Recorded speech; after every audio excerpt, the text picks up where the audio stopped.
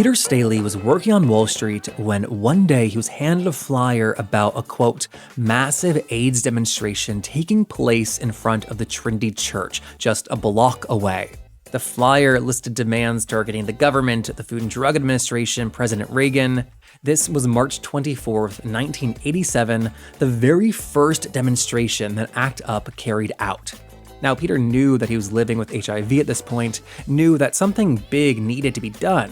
So he went to the very next meeting, joined the group, and by that next March, a year later, he'd quit his job in order to devote every hour that he had to ACT UP. And you knew that we were going to change the world. We didn't know in what way. We didn't know if we'd succeed, but we knew we were going to be out there making a difference for the next few years. Now, we often hear stories about the pain and trauma of these years, and it was a harrowing time, so that makes sense. But one of those things that I appreciate about Peter Staley in his memoir, Never Silent, is that Peter doesn't shy away from also talking about the joy that existed during this time. They went out, they partied, they created community, they had sex. He describes ACT UP as the most sex-positive movement in American history, and this was a crucial component to their work. There's no way we could have gotten through the tragedy that was those years, the emotional damage that we were accruing, the PTSD that we eventually all suffered. There's no way we would have gotten through that without a heavy dose of sex, love, humor, community. It was a surreal existence. So today we talk about all of that, about how much has changed for those living with HIV, and what is still left to be done. Because as we know, HIV is not something that only existed in the past. An estimated 700,000 people have died in the US, and worldwide that number is more than 32 million. So from the Advocate magazine in partnership with GLAAD, I'm Jeffrey Masters, and this is LGBTQ&A with Peter Staley, the now legendary member of ACT UP and the author of the new memoir, Never Silent.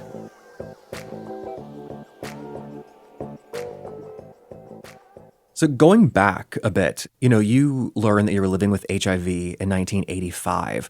But before that, living in New York City and starting to hear about it more and seeing people sick, at what point did it become impossible to ignore?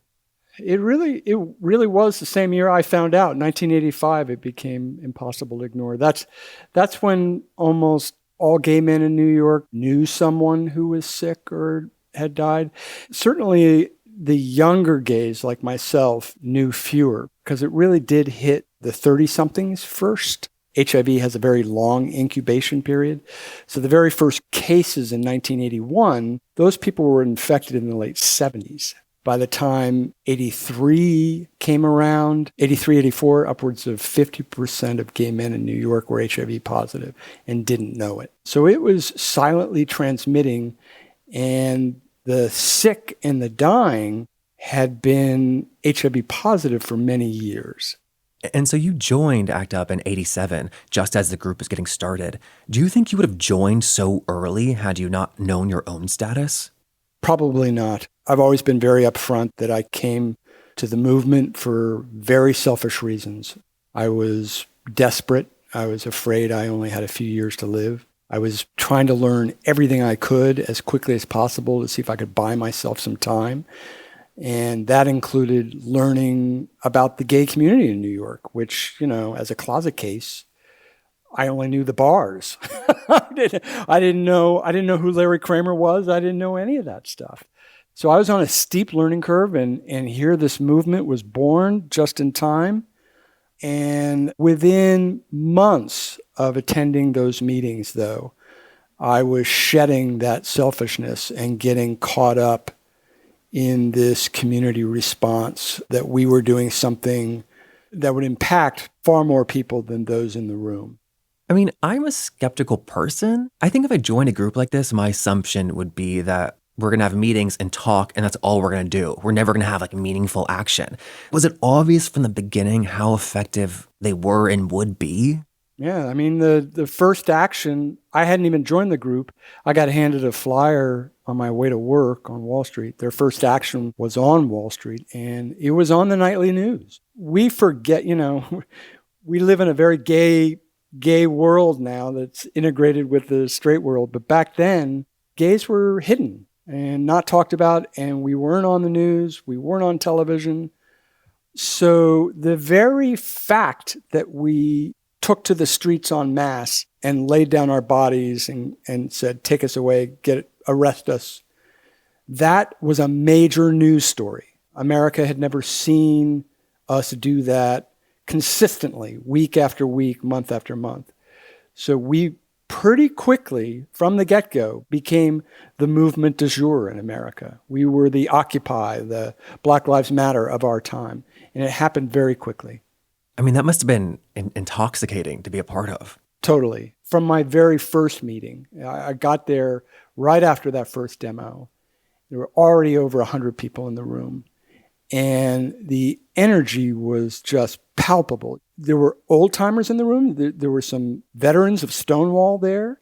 There was a hardcore group of lesbians who had lots of movement experience with reproductive rights and anti-war and post-Stonewall radical activism that had died out in the early 70s. And you could see in their eyes that they hadn't seen anything like this since Stonewall. And that they knew it wasn't a popped balloon that everybody was worried might fizzle out in a week. It was a broken dam. And the water was gushing. And you knew that we were going to change the world. We didn't know in what way. We didn't know if we'd succeed, but we knew we were going to be out there making a difference for the next few years. I mean, in hindsight, you were correct. So I guess I'm surprised to hear that in the moment you knew it, though, even back then.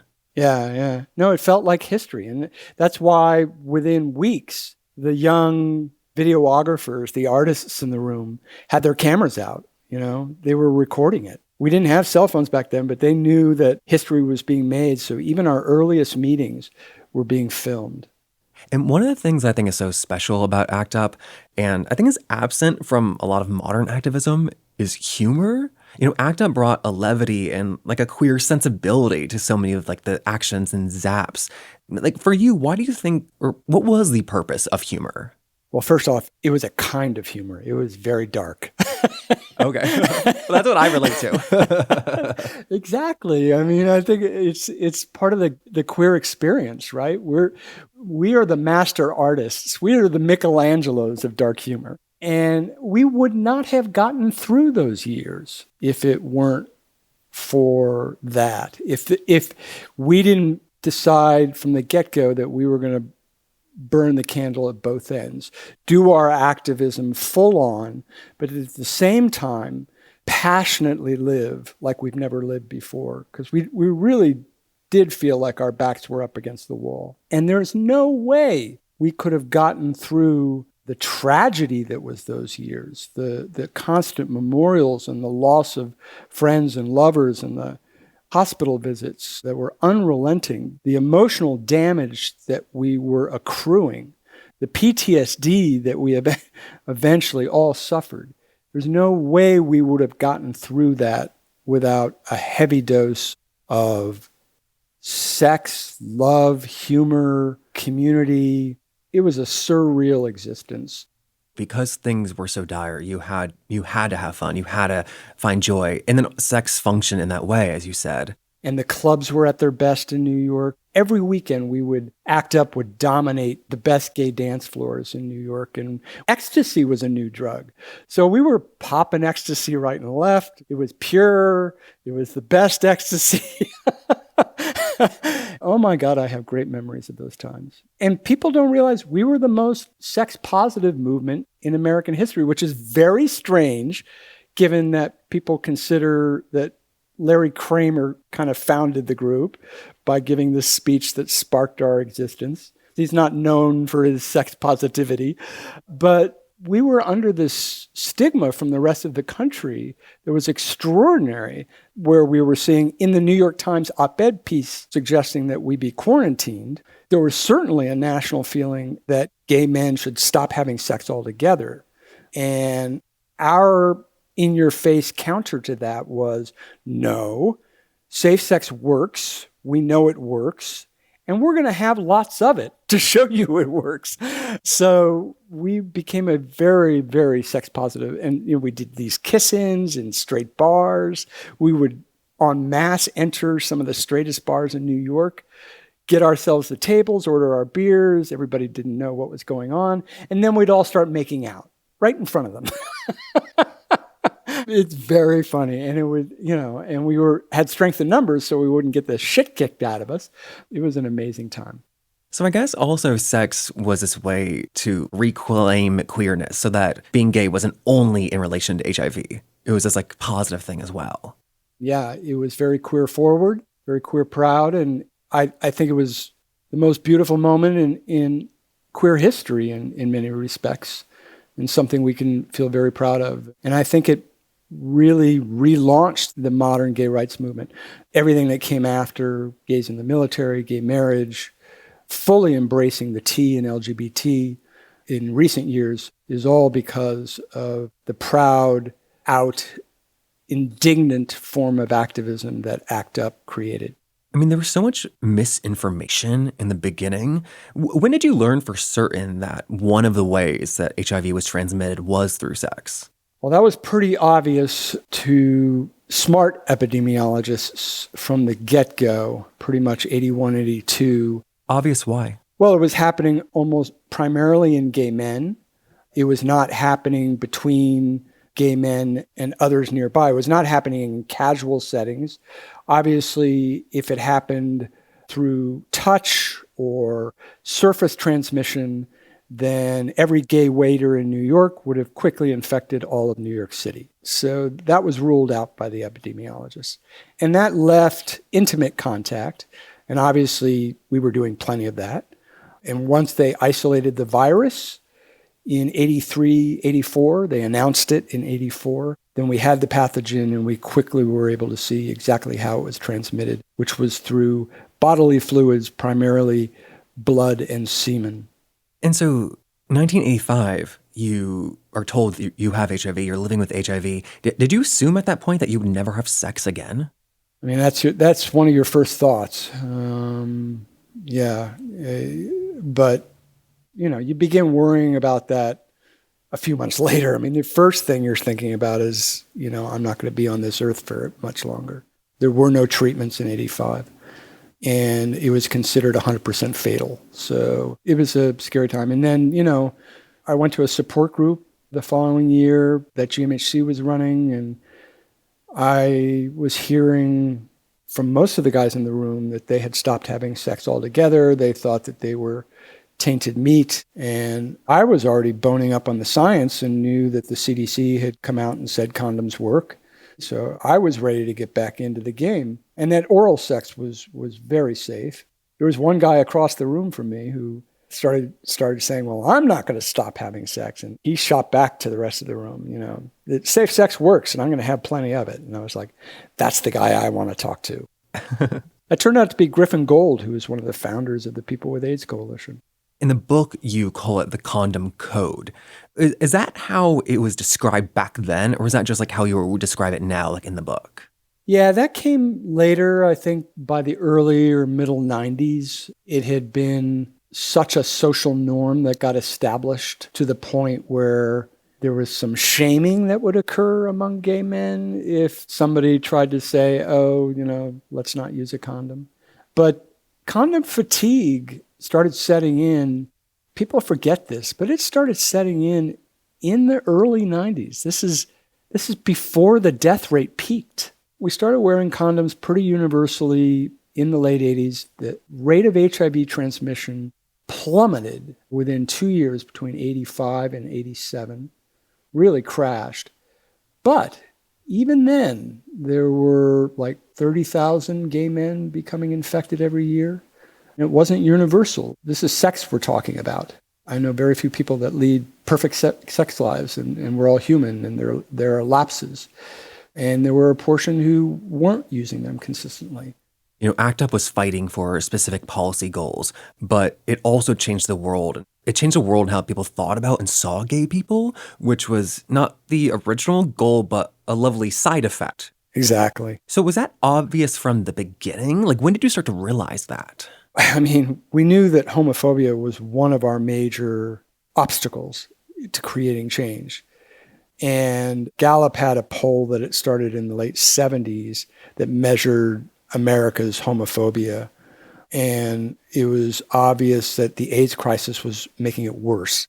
And if we didn't turn that around, we would be unlikely to convince any politician to do the right thing for us. So that homophobia was on our agenda. And we took a risky bet that the best way to turn that around, since it was only getting worse as we were quiet about things, that the way to turn that around was to just be totally in your face, show our anger, show our determination, put our bodies in the street. And the FDA demo in our second year, where we shut down the whole agency for a day with hundreds of demonstrators from all the ACT UP chapters around the country, lead story on all the networks. That was kind of our national coming out, and the country had just never seen anything like it. I think that began to shatter the American myth of the homosexual, which was weak and timid. The media played a huge role because they showed us in the streets month after month after month. And what America saw was a community that was organized, determined, angry, and knowledgeable. And they wrapped it up with the dual storyline of how, in the absence of government support, we had started setting up all these organizations to take care of our own. That beautiful self-help movement of GMHC and San Francisco AIDS Foundation and the People with AIDS Coalition and the Buyers Clubs. We created this whole network and the buddy system so that no person with HIV would die alone. And the press started running those stories. And this all got wrapped together, and it guilt-tripped every American out there, even the ones who hated us. They were like, shit, this is gross what America's doing here to these people. That's so interesting. So for the first time, people are seeing queer people in the news. They're showing a portrait of strong people building community and like taking care of each other. It's more or less positive. Exactly. We got such huge ongoing national media coverage that was sympathetic, and that they wrapped it up with the care system stories, that it became even more sympathetic, that polling shifted radically. Within 1 year of the FDA demo, the Gallup polling changed over 20 points in opposite directions. So the homophobia started to fall rapidly. And when you polled Americans and said, should we be spending more money, tax dollars on AIDS research? It was close to 80%. These changes over a year is crazy. Absolutely crazy. ACT UP did that. And within 2 years after that, we had gone from very little money being spent on AIDS research to over $1 billion a year by 1990, just 3 years after ACT UP was formed. And other disease groups were complaining about how much was being spent on AIDS. Wow. Of course, we still didn't know whether we would live long enough to see the fruits of our success. Our bottom line was to stop the death and dying. Sure, we got the polling in our favor. We got sympathetic press. We got money being spent. We got a government response. But the death rate kept going up. The science wasn't fast enough. And it wasn't until 1996 that we had the breakthrough that was massive, and the death rates fell by 80%. And just to clarify, that breakthrough is when they created the drug regimen so you could be undetectable. Exactly. Protease inhibitors came out. That got added to the older drugs in what were called the cocktail regimens. 3 drugs at once is what did the trick. So tell me if I'm missing something, but I was kind of gobsmacked in your book to read that you became undetectable in 96. Undetectable meaning you cannot transmit the virus to anybody else. I'd only ever heard about being undetectable in the last few years. I think it's like only entered the public consciousness recently. So I was surprised that like you've been undetectable for 20 years and like we didn't know what that meant almost like as a public. And we have a gay-run public health messaging campaign to thank for that called U equals U, undetectable equals untransmittable. The science that clearly, definitively spelled out that a person with HIV who has undetectable viral load cannot transmit the virus, that science did not come until recently. Well, let's put it this way, till around 2008, 2009, 2010. We had early data from the get-go that it most likely blocked transmission. But the huge confirmation trials that would convince the rest of the world and convince HIV negative guys that it's safe to sleep with a positive guy, that didn't come until 10 to 15 years ago. That's why and then the U equals U campaign had to get launched in order to spread that message. And that's why most people haven't heard about it until the last decade. I mean, it's just such a game changer. We were talking earlier about how you thought you would never have sex again. And then you learned that, I can wear a condom and have sex. What did it then feel like to learn, scientifically, I cannot transmit this virus? I've felt liberated ever since the condom, frankly. But yeah, this is even more so. And the more so for me is not so much my own, I didn't suffer from self-stigma in that regard. From 96 on, I have not worried about infecting another person. But I have always worried about the backlash of somebody freaking out after I've had sex with them. And now that is going away. And that is it's in a whole new world. And it's so liberating. I mean, I don't want to have to keep comforting unwarranted fears in other men.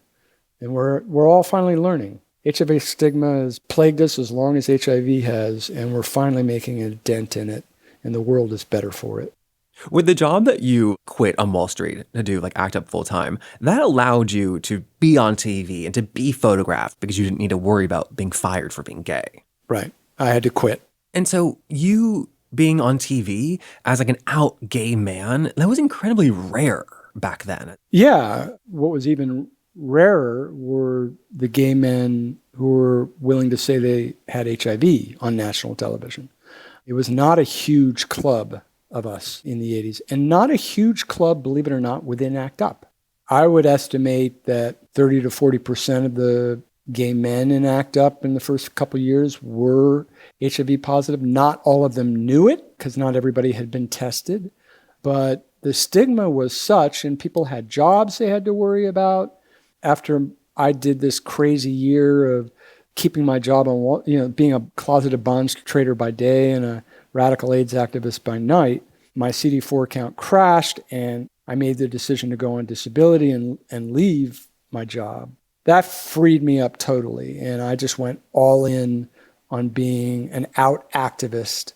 And so when that media committee was constantly bombarded by the press for one-on-one interviews.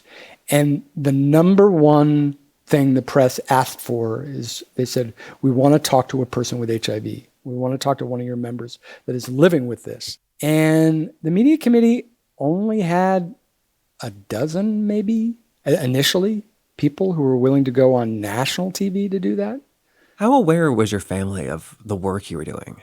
Very aware. I came out to them within about 10 days of my diagnosis. But for example, when you were in 60 Minutes, were they bragging to their friends about you've got to watch Peter on TV?